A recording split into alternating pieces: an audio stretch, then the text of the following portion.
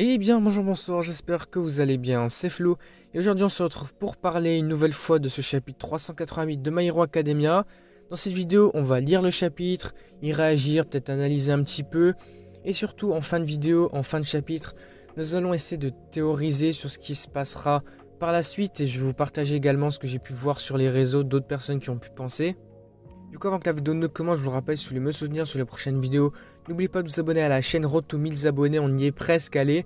Et du coup, c'est parti. Alors, comme on l'avait vu, ce chapitre démarre avec un flashback dans les bunkers de sécurité. On y voit Itsuka Kendo en train de battre les traîtres qui étaient avec All for One, les infiltrés. Donc, ils ont détruit les fondements du système. Il est inutile d'essayer de le redémarrer, donc au milieu du chaos, comme l'indique l'auteur.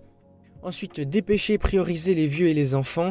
Nous pouvons remonter à la surface d'ici. Une fois que nous serons au-dessus de la surface, les robots de Yue vous évacueront.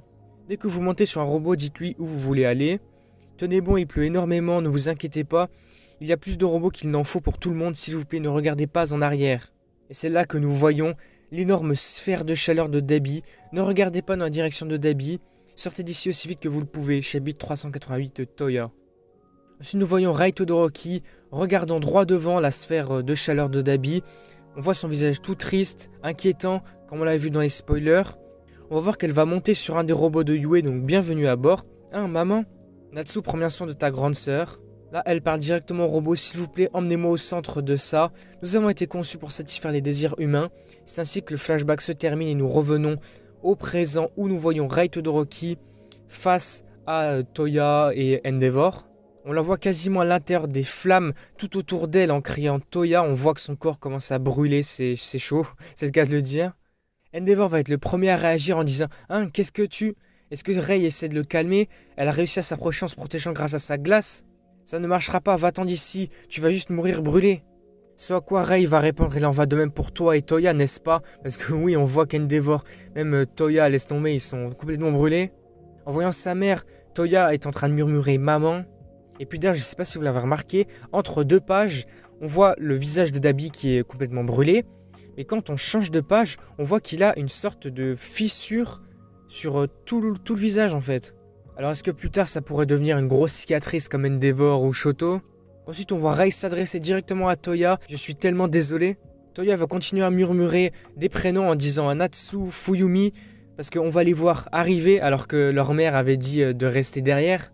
Rei va leur dire de partir, mais on voit que Fuyumi va dire je ne peux pas le supporter, ne nous quitte plus. On voit d'ailleurs que Natsuo et Fuyumi utilisent leur alter de glace. Fuyumi dit à Toya s'il te plaît ne les emporte pas, je ne peux pas perdre quelqu'un d'autre. Et Natsuo lui dit ne cause pas plus de problèmes stupide grand frère. Et puis ce qu'il faut remarquer, je pense là c'est vraiment important, on les voit également eux en train de brûler. On voit que toute la famille est en train de brûler, c'est fou.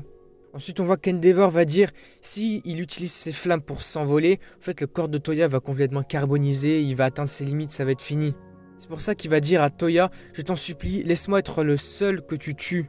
Endeavor est vraiment dans l'optique de se sacrifier pour sauver sa famille, le reste de sa famille. Et puis, nous allons voir sur la dernière page du chapitre une case vraiment impressionnante. C'est là que tous les débats, les théories surgissent.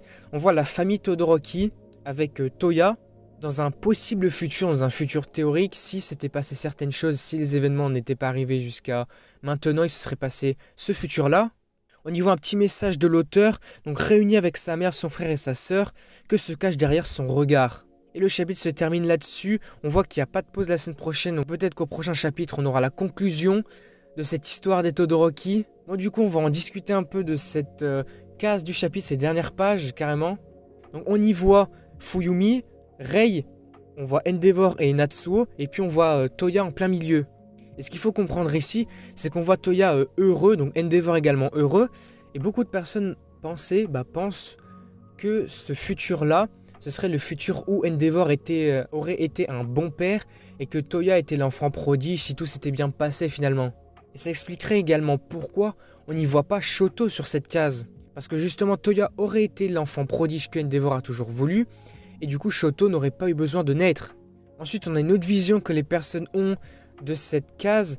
Si cette case apparaît, qu'on voit un futur possible des Todoroki, ça voudrait dire que en fait toute la famille va mourir brûlée des flammes. Alors je vous avoue qu'ici moi je suis pas trop fan de cette idée là, parce que je trouverais ça fou de faire tuer toute la famille. En fait, je vois pas pourquoi Horikoshi aurait commencé à écrire l'histoire des Todoroki de cette famille pour la faire terminer avec la mort de tous. Et puis surtout, la pire des choses qui viendrait avec ça, c'est que Shoto se retrouverait seul, il perdrait toute sa famille, il se retrouverait orphelin, il aurait perdu tout. C'est pour ça que moi je pense vraiment pas que ça arriverait, en tout cas j'espère pas, je serais vraiment trop triste, je serais choqué. C'est pour ça qu'ici j'essaye de toujours penser le contraire, parce que quand on regarde la dernière case, on voit Toya qui a perdu son bras droit. On voit que son bras droit n'est pas présent comme actuellement dans les chapitres, lorsqu'il avait fait son gros coup de poing de flamme face à Endeavor, ça avait détruit son bras. Et puis quand on regarde également, on voit qu'Endeavor a également perdu son bras. C'est ce qui s'est passé récemment dans le combat contre All for One, ce qui voudrait dire que cette vision, elle apparaît à la suite des événements actuels. Et que contrairement à ce que beaucoup de gens ont pensé, c'est pas une vision du tout début qui signifierait un futur potentiel où tout s'était bien passé. En fait, ça expliquerait pas pourquoi Toya et Endeavor auraient perdu leurs bras.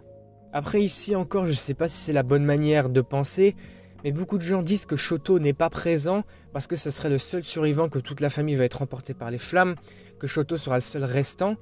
Et moi je pense peut-être que du coup, si Shoto n'est pas présent là, c'est parce que justement il n'est pas présent physiquement sur les lieux.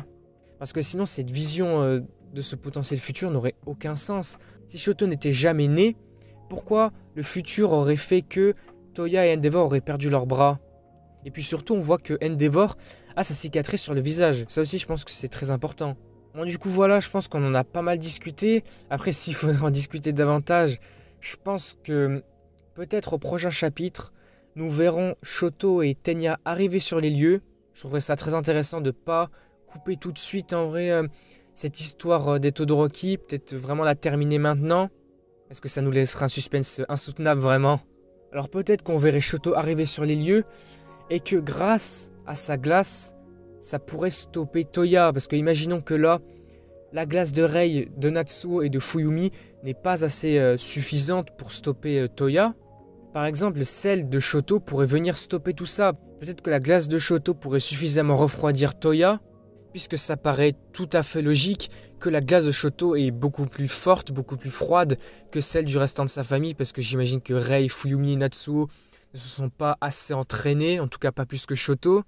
Alors est-ce que finalement Shoto serait la personne qui réussirait à sauver tout le monde? C'est vrai que là, ça serait quand même beau, mais j'avais également discuté avec quelqu'un dans les commentaires sur la vidéo des spoilers. Ce qui serait également beau, ce serait peut-être que Shoto en arrivant ne réussirait pas à sauver Toya tout de suite, mais que finalement il y aurait un sacrifice de Rei et d'Endeavor. Là aussi ça serait beau dans le sens où les parents se sacrifieraient pour sauver leurs enfants. Alors ici je pense qu'on peut encore en discuter davantage, essayer de théoriser, analyser encore plus. Mais je pense qu'on peut s'arrêter ici, sinon si vous avez d'autres choses à dire, n'hésitez pas à les dire dans les commentaires, on peut toujours en débattre quand même. Mais bon c'est vrai qu'ici... le suspense est à son comble, hein. On ne sait pas trop ce qui se passera. Est-ce que tout le monde va mourir? Est-ce qu'ils vont survivre? Est-ce que Toya survivra?